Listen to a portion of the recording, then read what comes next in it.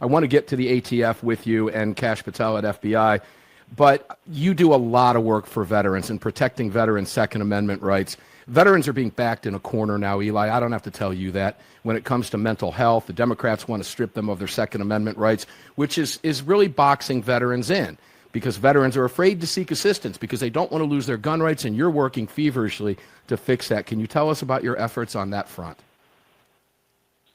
Yeah, so we introduced H.R. 496 in response to Biden's VA unconstitutional restriction of veterans' Second Amendment rights. And basically, this bill just clarifies that any veteran who was reported to the FBI's National Instant Criminal Background Check System, often referred to as NICS, by a VA fiduciary was done so incorrectly and in violation of their constitutional rights.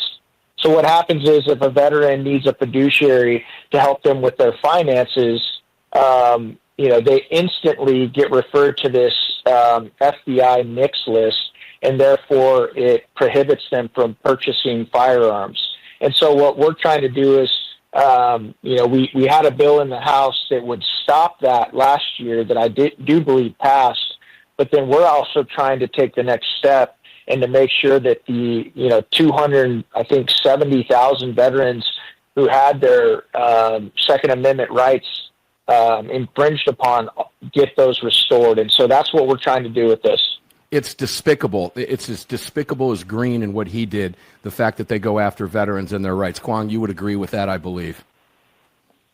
Oh, absolutely. But, here in the state of Arizona, we every time there's a bill for to benefit veterans, we are on it, and especially when it comes to the Second Amendment. And occasionally I would ask the question when there's a bill coming up for veterans, is this going to somehow infringe on the rights of veterans to keep and bear arms or to be able to purchase a new firearm, right? And so those are the kind of questions that I always ask, and to make sure that that we're free. With a divided government right now, with Governor Hobbs, the only thing we can do collectively is to make sure we kill every single red flag bill, you name it, any kind of banning on magazines or semi-automatic rifles, and those are the kind of things that we need to stick together and kill those bills. And so that's the best we can do. And I hope Mr. Crane can kind of lead us along the way as well in Washington D.C. and getting some of these things killed before they put the boots on our throat. Yeah, we need shredders all over the place, guys. Eli, let's go to Kash and ATF right now. Now, I've had an opportunity to interview Kash. I've met Kash. I know Kash. I am thrilled that he's at the FBI, and I was really excited to see that he was made the acting director of ATF. I'm just going to ask you this flat out. Can you please help us get rid of the ATF? And what do you think is their future there now?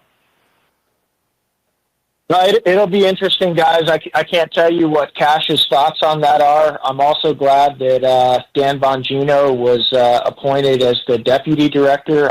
I've been a big fan of his for a long time. He tells it like it is. He's got courage.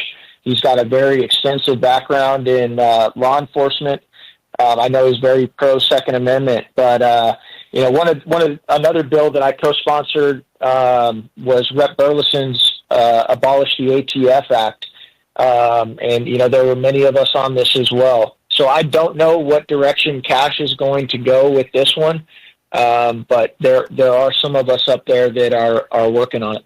Oh, God, I would love to see that. And I'm just going to give you my personal opinion right now. I've mentioned it publicly on the air a number of times. I think Kash is acting director. I think that may be a sign, at least it's a sign to me, that we may be seeing the very beginning of the end of the ATF.